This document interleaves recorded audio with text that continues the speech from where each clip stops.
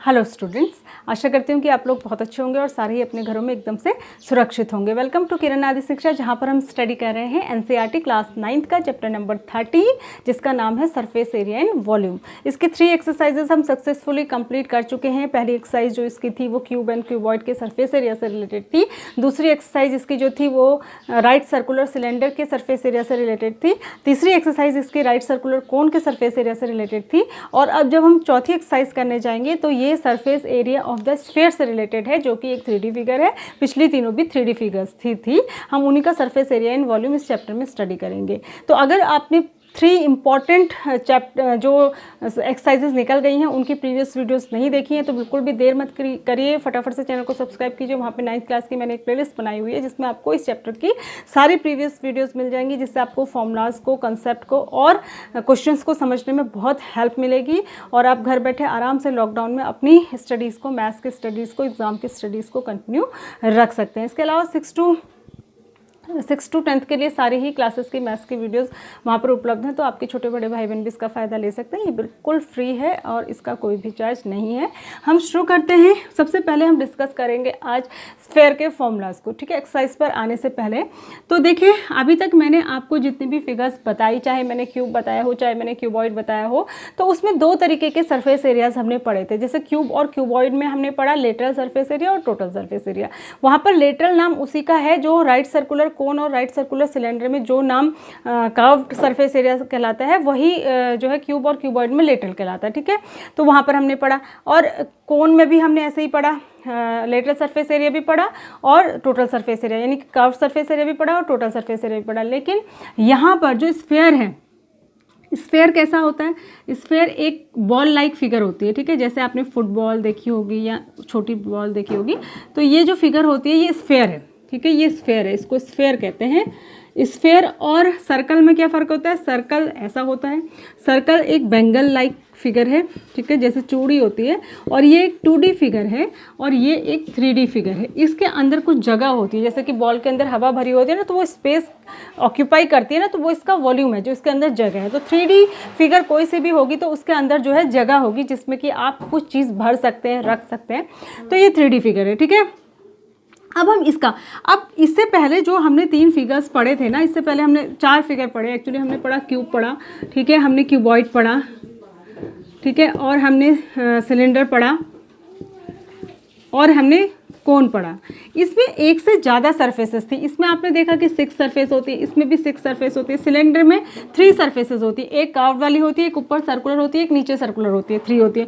और कोन में 2 सरफेसेस होती है, एक कर्व्ड होती है और एक नीचे इसका जो बेस होता है। लेकिन आप देखो, स्फीयर हर जगह से एक सा है ना, तो स्फीयर में जो है ओनली 1 सरफेस होती है। कितनी होती है? ओनली 1 सरफेस होती है। कितनी होती है? ओनली 1 सरफेस होती है। तो जब एक ही सरफेस होती है तो हम किसी को भी जो है कर्व सरफेस एरिया और किसी को भी जो है टोटल सरफेस एरिया नहीं कह सकते, क्योंकि इसको सिंपली सरफेस एरिया ही कहेंगे, क्योंकि सरफेस ही एक ही है। तो टोटल भी वही है और कर्व भी वही है, ठीक है। तो इसका जो सरफेस एरिया होता है, ध्यान रखिए, मैं इसको याद करने का तरीका आपको बता रही हूँ, ठीक है। चलो इसे लिख ही देते हैं ताकि आपको ध्यान रहे। Only 1 surface. तो इसका जो सरफेस एरिया होता है ना, वो आपको याद होगा कि जो आपका सर्कल होता है, सर्कल का एरिया पाई आर स्क्वायर होता है। तो जो सरफेस एरिया होता है इसका, किसका? स्फीयर का जो सरफेस एरिया होता है वो 4 पाई आर स्क्वायर होता है। तो सबसे पहले तो आप याद करेंगे कि सरफेस एरिया ऑफ स्फीयर, ठीक है, ये होता है 4 पाई आर स्क्वायर। क्या होता है? 4 पाई आर स्क्वायर होता है, याद रखना है। अब इसको तो याद करने में कोई प्रॉब्लम नहीं है, क्योंकि ये एक ही फॉर्मूला है। प्रॉब्लम कहाँ पे आएगी और गलतियां कहाँ हो सकती हैं? एक दूसरी टर्म यहाँ पर है हेमीस्फीयर, ठीक है। अगर इससे रिलेटेड क्वेश्चन होंगे, हेमीस्फीयर जो होता है उसको कहते हैं आधा गोला, ठीक है। ये हमारा हेमीस्फीयर है, ये आपका हेमीस्फीयर मैंने बना दिया, ठीक है। ये आपका आधा गोला हेमीस्फीयर। तो इसमें ये सेंटर हुआ, ये रेडियस हुआ। याद रखना, जो रेडियस ये होती है वही नीचे को भी, ये रेडियस भी यही होती है, ठीक है। अगर ये आर है तो नीचे भी आर ही होगी, क्योंकि जो गोला होता है, जो स्फीयर होता है, वो सेंटर से हर जो भी उसके आउटर सरफेस को टच करेगा वो सारी उसकी रेडियसेस होंगी, ठीक है। अब इसका अगर इसमें दोनों चीज़ होती है, इसमें कर्व सरफेस एरिया भी होता है, क्यों होता है अभी मैं बताती हूँ, और इसमें टोटल सरफेस एरिया भी होता है। क्यों होता है ये बताते हैं अभी। देखो अब इसमें जो हमारा स्फेयर था ना उसमें एक ही सरफेस थी, लेकिन इसमें दो बन गई। एक तो ये नीचे की बन गई, ये है कर्व्ड सरफेस। 10th में भी बिल्कुल आपको यही चीज़ पढ़नी है, अगर आप यहाँ क्लियर कर लेंगे तो बिल्कुल भी प्रॉब्लम नहीं होगी। और ये सर्कुलर सरफेस बनी है ऊपर, ठीक है। कैसे बनी आप इस तरीके से समझ लीजिए, जैसे आपने लेमन देखा, नींबू, अगर उसको ऐसे करके स्लाइड काट दें चाकू से ऐसे, तो ऊपर एक सरफेस बनेगी ना गोल वाली, तो वो ये सरफेस सेम ऐसी फिगर बनेगी। तो उसका जो नीचे का हिस्सा है लेमन का वो कर्व सरफेस है, जो ऊपर का है वो सर्कुलर सरफेस है। तो अब इसमें कितनी सरफेसेस हो गई, 2 सरफेसेस हो गई। इसमें कितनी हो गई, 2 सरफेसेस। जब 2 सरफेसेस बन गई तो जब कर्व्ड सरफेस एरिया पूछेगा तो कर्व तो जो है स्फेयर का बिल्कुल आधा हो जाएगा 2πr²। लेकिन अगर टोटल सरफेस एरिया पूछेगा तो नीचे वाले में आपको ऊपर वाली सरफेस भी ऐड करनी पड़ेगी। तो उस स्थिति में क्या हो जाएगा, 2πr² प्लस πr², तो तब होगा 3πr²। तो ये ध्यान रखना है कि अगर हेमिस्फेयर से रिलेटेड क्वेश्चन पूछा है तो उसमें टोटल सरफेस एरिया पूछा है कि कर्व सरफेस एरिया पूछा है, ठीक है। स्फेयर के मामले में तो एक ही होगा, टोटल और कर्व अलग अलग नहीं होते, लेकिन हेमिस्फेयर में टोटल अलग होगा और कर्व अलग होगा। उसमें भी सिचुएशनल है, मतलब क्वेश्चन के अकॉर्डिंग आपको ध्यान रखना है। अगर आपको कोई ऐसी फिगर का सरफेस एरिया निकालने को कह रहा है जो कि हॉलो है, अंदर से खाली, जैसे कटोरा लाइक फिगर, तो उसमें तो ऊपर कुछ होता ही नहीं ना, तो उसमें क्या होगा, सिर्फ कर्व्ड ही होगा। तो ये ध्यान रखना कि जो चीज़ है हेमिस्फेरिकल फॉर्म में वो पूरी भरी हुई है, डेंस है या फिर हॉलो है, ठीक है। अगर डेंस होगा तभी उसका टोटल सरफेस एरिया जो है 3πr² होगा। अगर हॉलो होगा तो तभी उसका टोटल सरफेस एरिया भी 2πr² ही होगा और कर्व सरफेस एरिया भी 2πr² ही होगा। आई होप कि आपको ये बहुत अच्छे से समझ में आ गया होगा। इससे अच्छे से इसको नहीं समझाया जा सकता। मैंने आपको बिल्कुल सिंपली बहुत ही अच्छी तरीके से इसको समझा दिया, ठीक है। 13.4 का हम पहला क्वेश्चन स्टार्ट करते हैं, 1-2 क्वेश्चन डिस्कस कर लेते हैं। Find the surface area of the sphere, बहुत ही आसान है। फाइंड द, इसमें 3 पार्ट है, मैं आपको एक बता देती हूँ। Find the surface area of the sphere of radius, 3 अलग अलग दे रखे हैं, ठीक है। आपको सरफेस एरिया ऑफ स्फेयर निकालना है, ठीक है।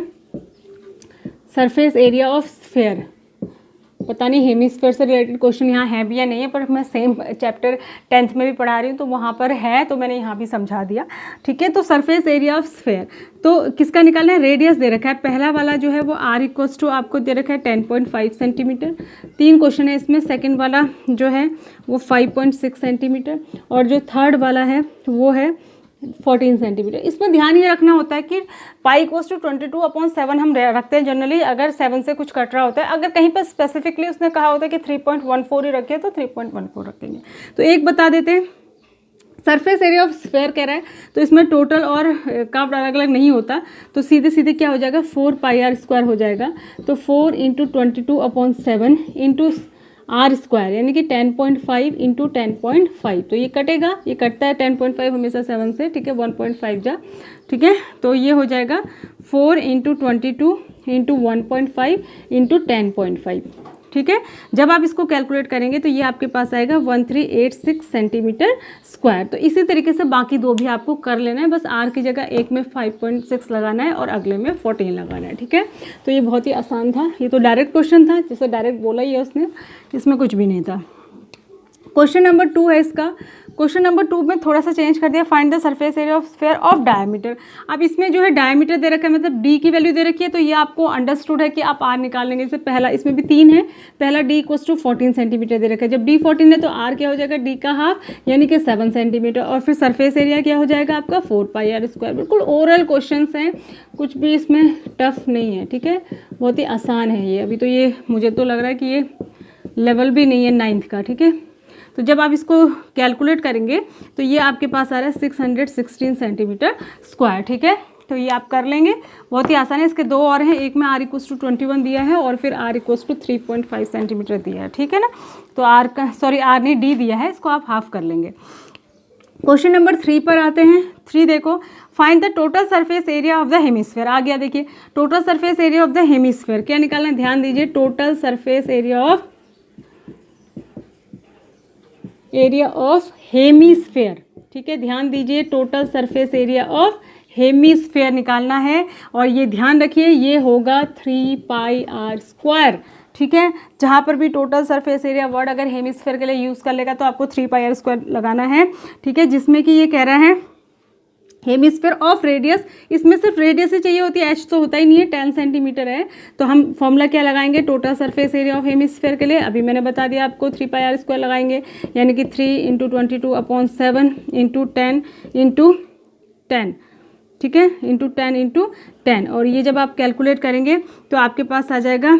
अच्छा, इसमें इसने बोल रखा है कि आर पाई की जगह आप 3.14 रखिए, इसने इसलिए बोला है कि इसको पता ही है यहाँ पर जो आर दिया है वो जो है 7 से नहीं कट रहा है, तो इसने जब इसको आप 10 × 10 100 से मल्टीप्लाई कर देंगे तो 314 हो जाएगा, और जब इसको मल्टीप्लाई करेंगे तो 942 सेंटीमीटर स्क्वायर इसका टोटल सरफेस एरिया आ जाएगा। बिल्कुल ध्यान रखना है कि 3πr² लगाना है। बच्चे गलती बहुत करते हैं इस क्वेश्चन में, और गलती जनरली क्या होती है, उनको लगता है हेमिस्फेयर है तो स्फेयर का आधा कर दो और 2πr² लगा दो, ये नहीं पता कि कहीं 3πr² लगता है और कहीं 2πr² लगता है, ठीक है। क्वेश्चन नंबर 4 पे आते हैं। क्वेश्चन नंबर 4 को देखिए।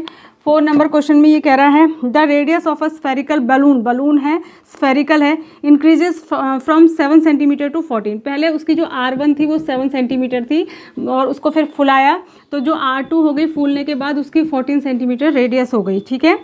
Air is being pumped into it, जब हमने हवा भरी। Find the ratio of surface area of the balloon in the 2 cases, दोनों केसेस में जो उसका सरफेस एरिया होगा उसका जो है रेशो निकालो, ठीक है। रेशो निकालने का मतलब उसको डिवाइड करना। तो इन फर्स्ट कंडीशन जो पहली कंडीशन थी, फर्स्ट कंडीशन में सरफेस एरिया जो जगह स्फेयर है तो एक ही फॉर्मूला लगेगा 4πr² और आर पहले वाला लिखेंगे, R1² कर लीजिए इसको, तो 4 × 22/7 × 7 × 7, एक 7 से 7 कट गया तो ये कितना हो जाएगा 88 × 7, और जब आप इसको कैलकुलेट करेंगे तो ये आपके पास आ रहा है 616 सेंटीमीटर स्क्वायर, ठीक है। केस 2 इन सेकेंड कंडीशन में जो है फिर वही फॉर्मूला तो वही होगा 4πr² का स्क्वायर रख लीजिए, 4 × 22/7 × 14 × 14, ठीक है, 7 2 जा 14, और जब आप इसको कैलकुलेट करेंगे तो ये आ जाएगा 2464 सेंटीमीटर स्क्वायर, ठीक है। रेशो निकालना है, रेशो निकालने के लिए डिवाइड करते हैं, तो 616 को आप डिवाइड करेंगे 2464 से, और रेशो आएगा, ये कटता है 4 जा 1/4, यानी कि 1:4 आपका आंसर आ जाएगा, ठीक है। तो 1:4 आपका आंसर आ जाएगा, ठीक है। समझ में आया क्वेश्चन आपको? इजी क्वेश्चन है, कुछ नहीं है, दोनों कंडीशन में सरफेस एरिया निकालो और डिवाइड कर दो तो रेशो हो जाएगा। उसके बाद क्वेश्चन नंबर 5 पे आ जाइए। क्वेश्चन नंबर 5 में ये क्या कह रहा है देखिए, अ हेमिस्फेरिकल बाउल है, ध्यान रखना, मेड ऑफ अ ब्रास का बना हुआ है, हैज़ इनर डायमीटर। अब ये कह रहा है इनर डायमीटर क्यों बोला इसने, क्योंकि कुछ चौड़ाई होगी ना बाउल की, जैसे बाउल का किनारा कुछ चौड़ा होगा, तो जो इनर डायमीटर ऑफ बाउल है, ठीक है, वो कितना दे रखा है D1, इसको लिख देती हूँ मैं, ये दे रखा है आपको 10.5 सेंटीमीटर, तो रेडियस क्या हो जाएगी R1 हो जाएगी 10.5/2, ऐसे ही छोड़ देंगे क्योंकि कटेगा नहीं। उसके बाद कह रहा है find the cost of tin plating it on the inside. अच्छा कोई नहीं, एक ही दिया है और अंदर से जो है इसमें प्लेटिंग करनी, मतलब टिन की परत चढ़ानी है, और जो रेट दिया है वो लिखा है ₹6 पर 100 सेंटीमीटर स्क्वायर, ये ध्यान रखना।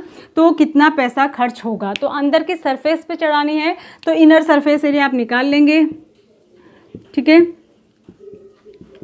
अब इसमें ध्यान रखेंगे कि जो बाउल है वो अंदर से हॉलो होगा, तो 2πr² इसमें लगेगा, तो ये हो जाएगा 2 × 22/7 × 10.5/2 × 10.5/2, ठीक है। तो 7 से ये कट जाता है, 1.5 जा, 2 से ये कट जाएगा 11 जा, और 2 से ये कट जाएगा 2 जा, तो आपके पास जो बचेगा वो बचेगा 11 × 1.5 × 10.5। जब आप इसको कैलकुलेट करेंगे तो ये आएगा 173.25 सेंटीमीटर स्क्वायर, ये आ गया इसका इनर सरफेस एरिया। अब जो रेट है, रेट से मल्टीप्लाई करेंगे हम सरफेस एरिया को तो कॉस्ट निकलेगी, तो कॉस्ट हमेशा क्या होता है, रेट इंटू एरिया हो जाएगा, surface area, rate into surface area, ठीक है, यानी कि 16। अब रेट जो है वो पर 100 सेंटीमीटर स्क्वायर, अगर पर सेंटीमीटर स्क्वायर होता तो डायरेक्ट 16 से ही कर देते, पर 100 है तो नीचे 100 आ जाएगा, और इंटू 173.25, ठीक है। जब आप इसको कैलकुलेट करेंगे तो 16 इंटू ये 100 से डिवाइड होकर इधर आ जाएगा और डेसिमल 1.7325 हो जाएगा। और जब आप इसको मल्टीप्लाई करेंगे तो ये आएगा अप्रॉक्स 27.72 रुपीज़। पहले भी मैंने बताया है, मैं फिर बता दे रही हूँ, जब भी आप क्वेश्चन को सॉल्व करते हैं आप ज़रूर से उसमें नीचे जो है उसकी यूनिट ज़रूर से लिखें, क्योंकि यूनिट के मार्क्स होते हैं। अगर आप 2-4 क्वेश्चन में यूनिट छोड़ देते हैं, मान लिया यूनिट के आधा ही नंबर है, 2-4 क्वेश्चन में छोड़ दी तो आपके 2-2.5 नंबर चले गए, ठीक है, वेस्ट हो गए। तो ये थे 5 क्वेश्चंस मैंने आपको बता दिए हैं, ठीक है, 5 क्वेश्चन बता दिए हैं और 15 मिनट की करीब वीडियो हो गई है। 6, 7, 8, 9 4 क्वेश्चन इसमें और बचे हैं जो कि हम नेक्स्ट वीडियो में डिस्कस करेंगे। और इन क्वेश्चंस को आप बिल्कुल ध्यान से देखिए, बहुत अच्छे से करिए, आपको बहुत मज़ा आएगा इनको करने में, क्योंकि जब हम कंसेप्ट को समझ जाते हैं तो हमको क्वेश्चंस को करने में बहुत ही मज़ा आता है, बहुत ही अच्छा लगता है। और ऐसे कितने भी क्वेश्चंस हमको दे दिए जाएँ हम कर लेंगे, क्योंकि हमने कंसेप्ट को पकड़ लिया, ठीक है। तो तब तक अपना ध्यान रखिए, सुरक्षित रहिए। Thanks for watching, God bless you.